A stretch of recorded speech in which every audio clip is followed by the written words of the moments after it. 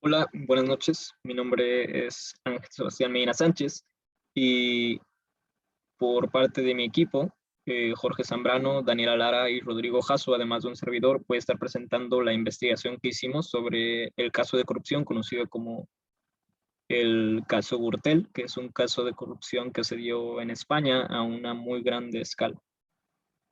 Vamos a empezar para entender un poco el caso conociendo a uno de los principales cabecillas, tanto mediática como por méritos dentro del caso de corrupción, que es Francisco Correa.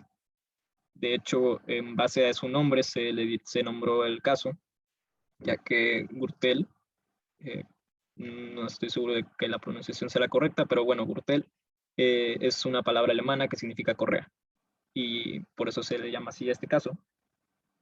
Para conocer un poco la cronología de Francisco Correa y cómo terminó afectando al caso, podemos conocer que él empezó trabajando como botones a los 14 años en un hotel.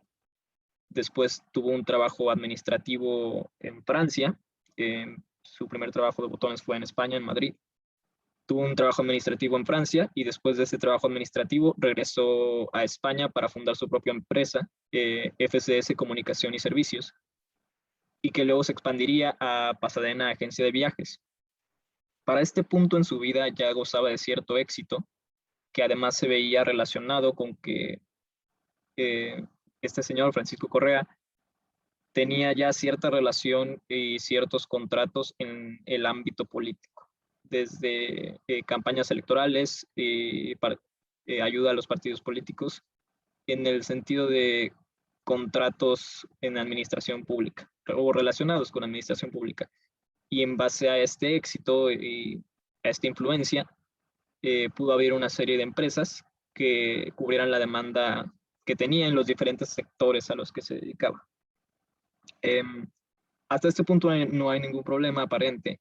Sin embargo, Francisco Correa a día de hoy está sentenciado a 51 años de cárcel por blanqueo y delitos fiscales. Eh, y bueno, este caso básicamente es una de las mayores tramas de corrupción de España, al menos en la España democrática, que hasta causó la destitución del presidente Mariano Rajoy. Y ahora vamos a ver un poco por qué.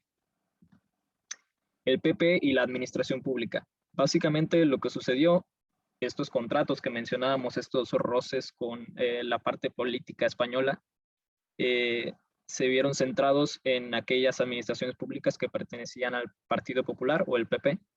Y estos contratos se les daban a las empresas de Correa a cambio de un soborno.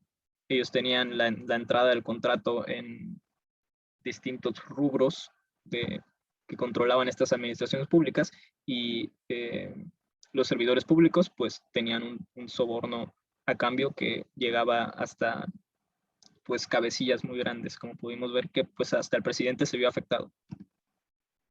120 millones fue como la cifra mínima que se llegó a saber que se habían perdido en contratos de dinero público.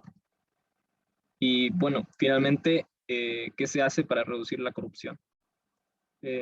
Al menos dentro de nuestro caso, encontramos que la corrupción en este sentido se ve, al verse sancionada, se está combatiendo para no dejar fuera la impunidad y además en casos tan públicos, tan mediáticos como estos. Entonces nos gustaría mencionar que se hizo una repartición, si no recuerdo mal, de aproximadamente 351 años de cárcel y un mes entre los involucrados, a los que al menos 29 de 37, si no recuerdo mal, eh, se repartieron estos años por los delitos de cohecho, malversación, eh, fraude a la administración pública, asociación ilícita, entre muchos otros. Y en este sentido podemos ver cómo se ve afectada y reducida esta corrupción en nuestro caso. Muchas gracias.